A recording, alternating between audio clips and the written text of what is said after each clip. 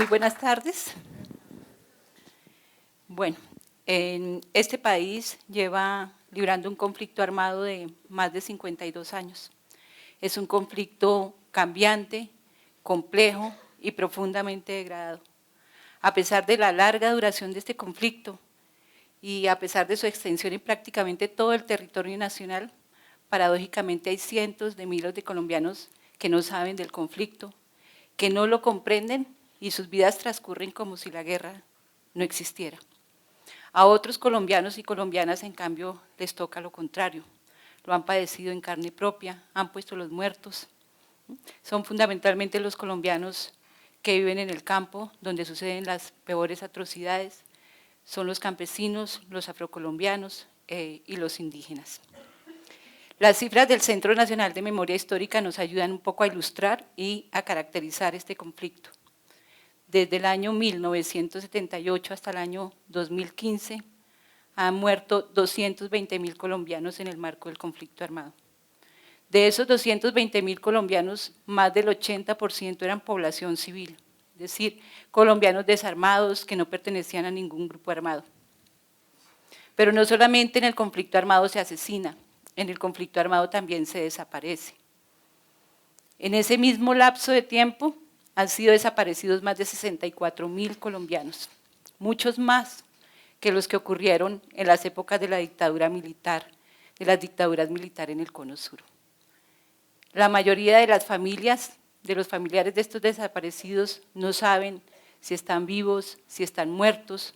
Algunos ya saben que están muertos, pero no saben en dónde reposan sus cuerpos y no han tenido la posibilidad que debiera tener cada ser humano de hacer un entierro digno. Pero a esa lista de atrocidades podemos sumar los 39.000 colombianos que han sido víctimas de secuestro o las 8.000 personas que han sido víctimas de delitos sexuales o 5.000 menores de edad que han sido reclutados para participar en la guerra como combatientes o como colaboradores. Y así uno puede seguir aumentando la lista de atrocidades. Podemos mencionar las 9.000 personas que tienen heridas graves, amputaciones en su cuerpo por efectos de las minas antipersonales que están sembradas en más de 250 municipios en el país. Y toda esta lista de atrocidades ha hecho que hoy en el Registro Nacional de Víctimas tengamos más de 8 millones de colombianos como víctimas del conflicto. De esos 8 millones, más de 7 millones son desplazados, personas que han sido obligadas a abandonar sus tierras, personas que han sido obligadas a dejar sus lugares de origen.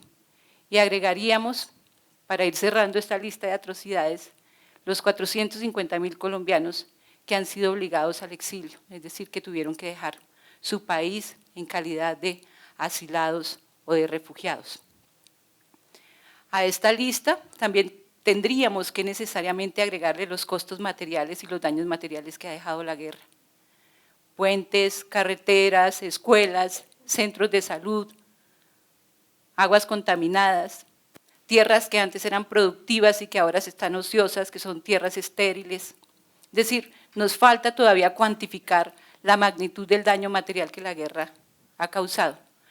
Pero no todo en la guerra es cuantificable, no todos los daños son cuantificables. Existen daños que no tienen número, muchos daños que son invisibles de alguna manera.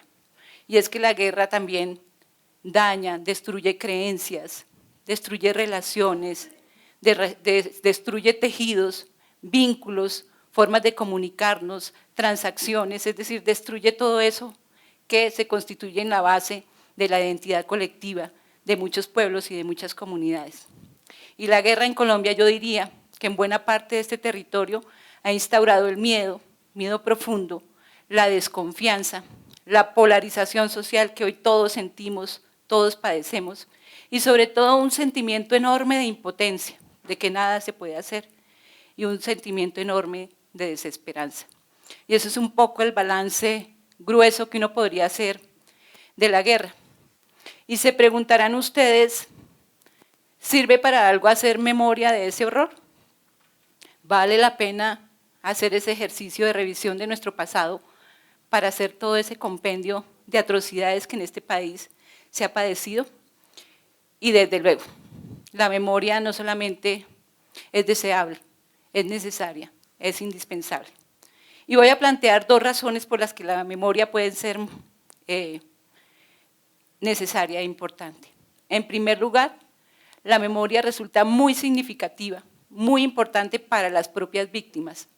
Tan importante que las víctimas han conquistado que la memoria sea un derecho, no es optativo, la memoria es un derecho.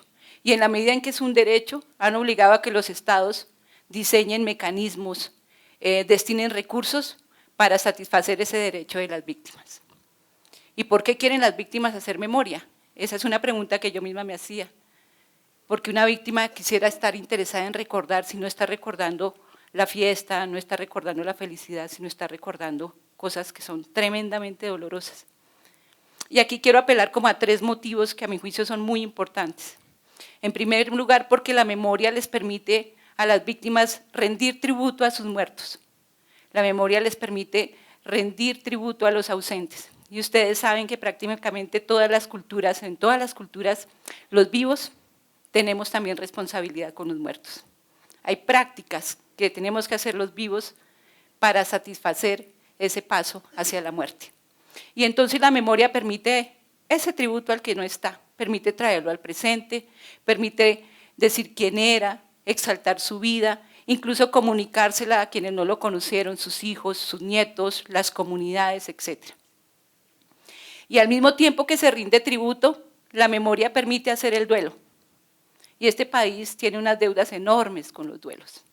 Permite hacer el duelo porque permite manifestar la tristeza, permite hacer público el sufrimiento. En este conflicto armado, a muchas comunidades se les prohibió hacer rituales, se les prohibió hacer entierros, se les prohibió hacer manifestaciones públicas de solidaridad. Entonces, cuando se hace ese duelo, cuando se permite hacer público el sufrimiento, en ocasiones también es posible recibir las muestras de pesar, las muestras de solidaridad que necesitamos los seres humanos también para poder hacer ese proceso de duelo. Entonces, la memoria en esta primera razón es una necesidad fundamental de tributo, de deuda, de compromiso con los muertos, pero también de elaboración de ese proceso que llamamos duelo. Pero la memoria tiene un segundo significado también muy valioso para las víctimas, y es que la memoria de alguna manera es reclamada como una forma de justicia. ¿Y de qué manera relacionamos memoria con justicia? Cuando las víctimas recuerdan, no solamente recuerdan los hechos, y recuerdan los seres que ya no están, o los seres que padecieron sufrimiento, sino que también se recuerda quién lo hizo, por qué lo hizo, en qué condiciones lo hicieron, qué intereses perseguían, qué intenciones tenían cuando hicieron ese hecho. Al ubicar las intenciones, al precisar los responsables, llamamos responsables a los perpetradores o a sus cómplices o a quienes los financian, ese es otro asunto de discusión. Cuando se le pone nombre, cuando se le ubica, es posible impugnarlo, repudiarlo. No es la justicia de la cárcel, no es la justicia punitiva, es una justicia que podemos llamar como una justicia moral. No es el castigo del juez, es el castigo de la comunidad, es el castigo de la sociedad. Es la sociedad que dice, eso no debió haber pasado, ese es un acto repudiable, ese es un acto condenable. Nada ofende más a las víctimas que ver a los responsables y a los perpetradores ejerciendo poder, haciéndolo legalmente y en ocasiones legítimamente porque gozan de respaldo de la sociedad. Eso se convierte en otra forma de victimización. Y finalmente yo diría que hay una razón muy poderosa también por las que la memoria resulta tan importante para las víctimas. Y es que la memoria es de alguna manera un acto de rebeldía, un acto de dignidad, un acto de resistencia. ¿Por qué? Porque con la memoria las víctimas se resisten a dejar que el designio criminal del perpetrador se consume, o que ese orden injusto y arbitrario que quiso imponer el perpetrador sea logrado. La memoria es una suerte de batalla simbólica, donde las víctimas confrontan al victimario. Y digo simbólico en todo el sentido de la palabra. ¿Y de qué manera lo confrontan? El victimario, cuando, por ejemplo, desaparece a una persona o cuando asesinan a una persona, en ocasiones buscan silenciar a esa persona. La memoria lo que hace es hacer hablar a esa persona, su ideario, su proyecto de vida. El victimario niega, la memoria afirma. El victimario justifica estigmatizando, la memoria rescata el buen nombre. Entonces, esa es la principal batalla en la que las víctimas logran efectivamente vencer al victimario. Es oponerse a que en la sociedad el propósito criminal logre su cometido. Por eso la memoria tiene un sentido aquí de dignidad y de rebeldía. Pero la memoria no solamente es un derecho de las víctimas y no solamente es un derecho, o no solamente es una necesidad de las víctimas, la memoria también es un derecho de la sociedad.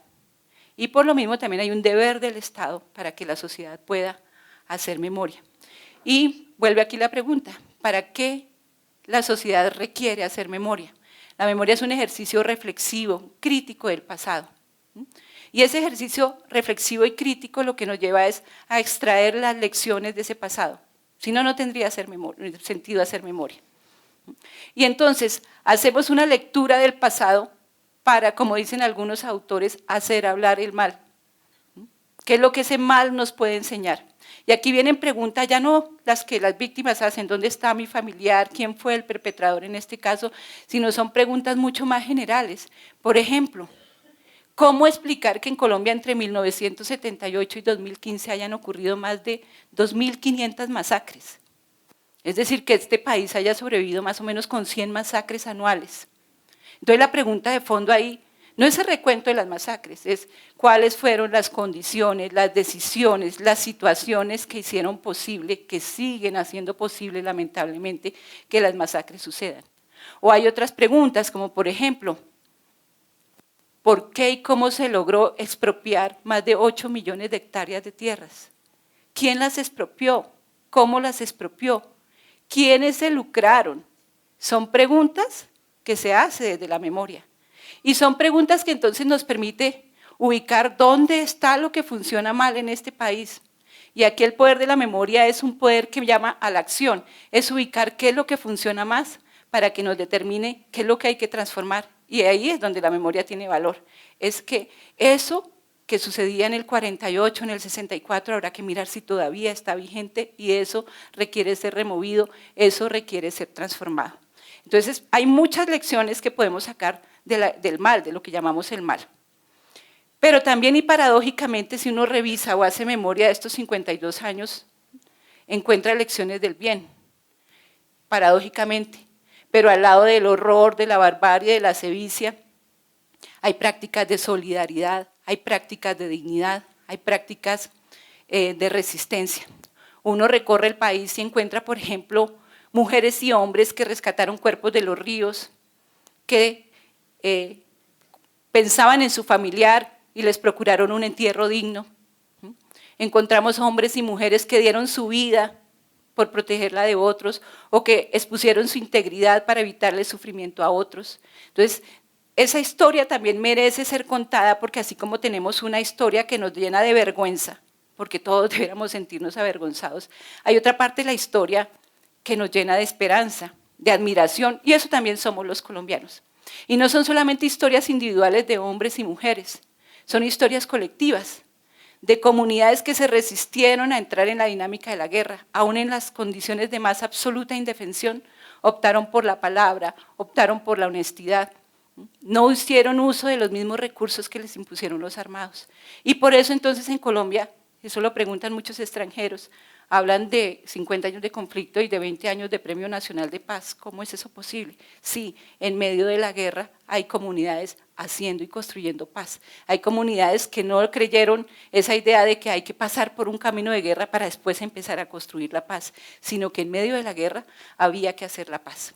Entonces, la memoria nos permite extraer esas lecciones éticas de lo que hay que modificar, hay que parar, hay que terminar, pero también de lo que hay que conocer para emular, para reproducir, para estimular. Y bueno, entonces ya con esta antesala, en los últimos minutos que me queda, ¿para qué un Museo Nacional de la Memoria? El Museo Nacional de la Memoria es una medida del Estado para cumplir con su deber de memoria. Es una tarea que se le asignó por ley al Centro Nacional de Memoria Histórica. Y el Museo Nacional de la Memoria busca Esa es su pretensión en estos años que llevamos construyéndolo. Por un lado, que sea un espacio que permita reconocer a las víctimas, que las víctimas sientan que en esta ciudad capital, en Bogotá, donde poco sabemos de la guerra, sus historias están contadas, sus historias son reconocidas. Sientan también que tienen un lugar para el duelo, para la conmemoración, un lugar para el tributo, pero que también sea un lugar para que el Estado mismo reconozca sus responsabilidades. Lo que hizo, lo que no hizo, sus acciones, sus omisiones y fundamentalmente su incapacidad de cumplir con su deber constitucional de proteger a cada uno de los ciudadanos. Pero también el Museo de la Memoria tiene esa función de ser un lugar que permita que los ciudadanos, particularmente urbanos, puedan conocer el conflicto, puedan reflexionar el conflicto, puedan hacerse preguntas sobre ese conflicto. Que estos ciudadanos se puedan indignar también, que estos ciudadanos se puedan conmover, pero fundamentalmente que estos ciudadanos se puedan comprometer. Y entonces yo diría finalmente, nuestra gran pretensión con ese Museo Nacional de la Memoria no es que los ciudadanos vayan a buscar allá una lista de agravios y vayan a buscar allá una lista de perpetradores para impugnarlos o cuestionarlos. Además de todo eso, es fundamentalmente que se interrogue a sí mismo, y ahí está su mayor contribución a la paz. Que el ciudadano asuma un compromiso. ¿Cuál compromiso? El de defender los derechos de las víctimas. Porque ya las víctimas han puesto demasiado como para tenerse que ocupar de defender sus derechos. ¿Y por qué los ciudadanos debemos defender los derechos de las víctimas? Porque es que cuando se defiende, cuando se conquista un derecho de la víctima, se alcanza un poquito de justicia. Entonces, el derecho de la víctima a la postre se vuelve en la garantía de mi propio derecho, de la posibilidad de tener un país un poquito más justo. Y ese sería un primer compromiso. Pero en segundo lugar es un compromiso consigo mismo en términos de cómo yo puedo ser como ciudadano un sujeto que puedo respetar los derechos de los otros. Y aquí viene una pregunta muy importante para ustedes, para mí. Y es que no es ético, no es correcto que yo en una sociedad tenga derechos y que otros no los tengan. Yo no me puedo sentir bien en una sociedad que me garantiza a mí los derechos, pero no le garantiza los derechos a los otros. Entonces yo no soy quien defiende los derechos de los otros, no necesariamente.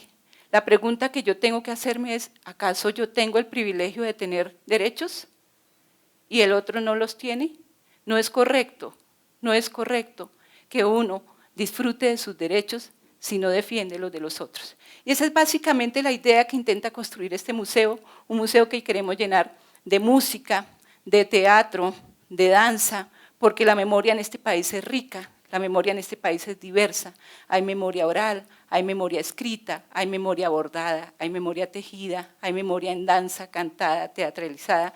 Y esa es la idea de ese Museo Nacional de la Memoria que esperamos tener abierto en el 2018. Muchas gracias.